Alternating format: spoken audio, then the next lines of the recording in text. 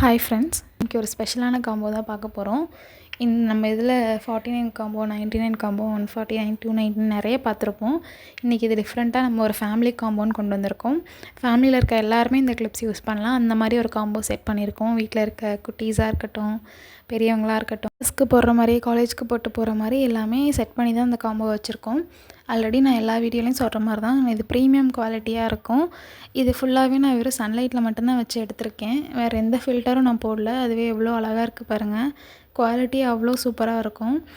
எல்லாேருக்கும் செட் ஆகிற மாதிரி இந்த ஒரு காம்போ ரொம்ப நாளாக வைக்கணும்னு சூஸ் பண்ணி இந்த ஃபேமிலி காம்போ டிஃப்ரெண்ட்டாக நாங்கள் செட் பண்ணி வச்சுருக்கோம்.